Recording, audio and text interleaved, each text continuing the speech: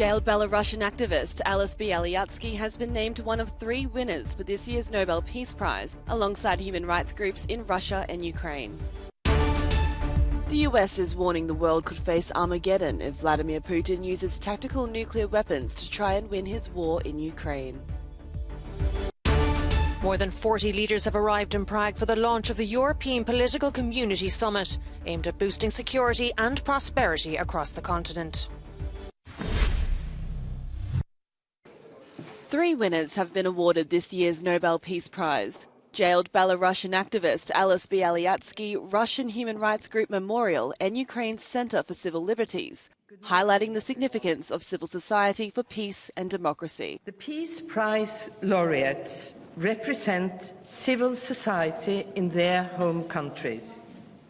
They have for many years promoted the right to criticize power and protect the fundamental rights of citizens.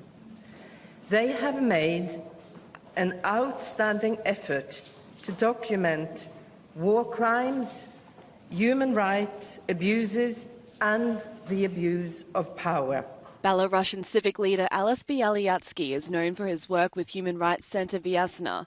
Since July last year, he has been imprisoned for alleged tax evasion, but human rights defenders say the charges are politically motivated. Memorial, the Russian human rights group, emerged as a symbol of hope during Russia's chaotic transition to democracy in the early 1990s and was dissolved late last year. And Ukraine's Center for Civil Liberties was founded in 2007 during a period of turmoil for the country. It now leads the way in recording alleged war crimes as Russia's assault in Ukraine nears 8 months. The announcement of this year's Nobel Peace Prize has received mixed reviews among world leaders, officials and human rights groups. In a tweet, European Commission President Ursula von der Leyen praised the outstanding courage of the women and men standing against autocracy. In Ukraine, conflicting emotions. Kyiv's ambassador to Germany described the inclusion of Russia and Belarus as devastating, while Ukraine's Center for Civil Liberties said they were thrilled to receive the recognition. When we found out the news, we were stupefied. It was a great start to our day. We didn't expect it. We consider this prize as a respectable recognition of our activity. Another winner, prominent Belarusian human rights activist and founder of the country's Vyazna Human Rights Center, Alice Bialyatsky, is currently being held in prison without trial. His wife said in a Telegram post that she felt happy for the unexpected prize, which she sees as a reward for his hard work. Belarus's opposition leader also welcomed the announcement and called for the release of her country's political prisoners. Alice Bialyatsky now is in prison for more than 1 year, and he is suffering a lot in punishment cells in Belarusian prison. But there are thousands of other people who are detained because of their political views. A board member for Russia's Memorial Human Rights Defense Center said that for them, the award serves as evidence that the work they're doing is worthwhile. This, for us, this is a sign that our work, whether it is recognized by by Russian authorities or not, it is important. It is important for the world. It is important for people in Russia. Memorial were awarded the Sakharov Prize for Freedom of Thought in 2009. Its umbrella organisation, Memorial International, were forced to close last year when Moscow accused it of breaching its foreign agent law. A stern warning from the US president. The risk of a nuclear Armageddon is at its highest level since the 1962 Cuban Missile Crisis. Biden says Russian President Vladimir Putin was not joking when he spoke of using tactical nuclear weapons after suffering setbacks in his war in Ukraine. Ukrainian President Volodymyr Zelensky told an Australian think tank NATO should consider preventative strikes if Moscow decides to use nuclear weapons. In a sign of tension, Zelensky's press secretary later explained that the president meant preventative sanctions and not strikes. What should NATO do? eliminated the possibility of Russia using nuclear weapons. But above all, I again appeal to the international community, as I did on the February 24th. Preventive strikes, so Russia knows what will happen if they use them. The Kremlin has denounced Zelensky's comments. Putin has repeatedly alluded to using his country's vast nuclear arsenal, including last month when he announced plans to conscript Russian men to serve in Ukraine. He has also accused the West of engaging in nuclear blackmail. Ukrainian forces continue their counteroffensive in northeast and in the south, where Ukraine's President Volodymyr Zelensky said more than 500 square kilometers of territory has now been liberated. But Ukrainian officials in Dnipro, Mykolaiv and Zaporizhzhia say Russia is ratcheting up shelling those regions. The Institute for the Study of War says Russia's use of Iranian-made drones is not generating asymmetric effects the way the Ukrainian use of US-provided HIMARS systems has done, and is unlikely to affect the course of the war significantly. The think tank explains Russian forces do not appear to be focusing these drones on asymmetric nodes near the battlefield. They have used many drones against civilian targets in rear areas, likely hoping to generate non-linear effect through terror.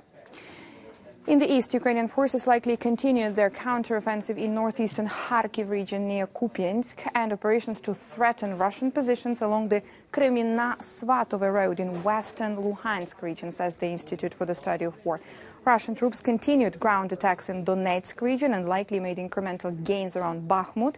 The leaders of the self-proclaimed so-called Donetsk People's Republic claimed to have captured 3 settlements from Ukrainian forces in Donetsk, close to Bakhmut.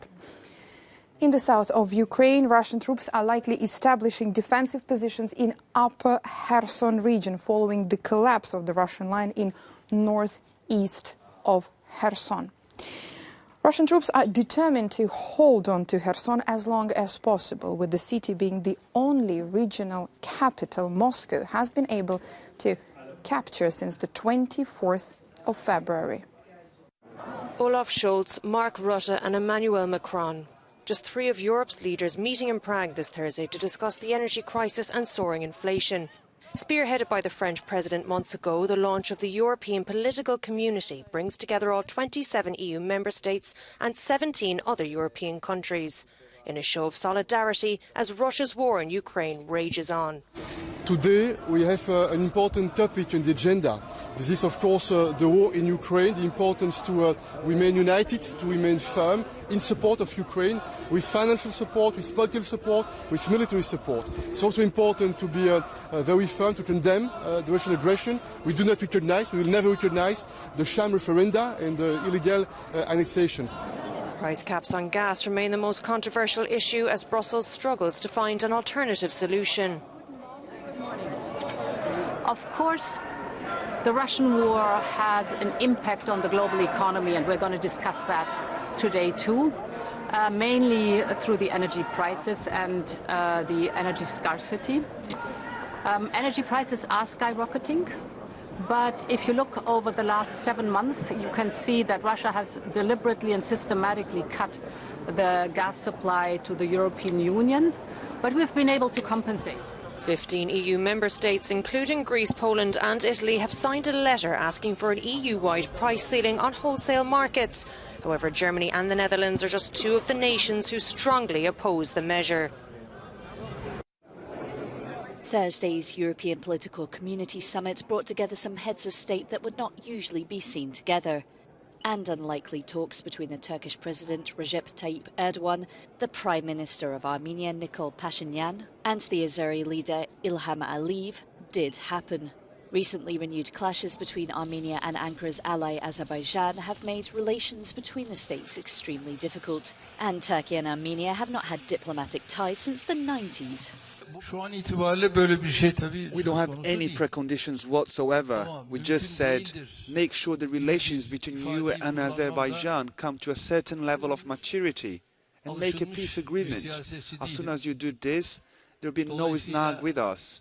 If the doors are to be opened, we will open the doors and pave the way for all kinds of air, land and rail transport. Tensions were inflamed during the 2020 war over the Nagorno-Karabakh territory. A peace deal was brokered by Russia that year. The EU is also increasing efforts to find lasting peace in the region, but also wants to maintain a good relationship with Azerbaijan due to its strategic position as a supplier of fossil fuels.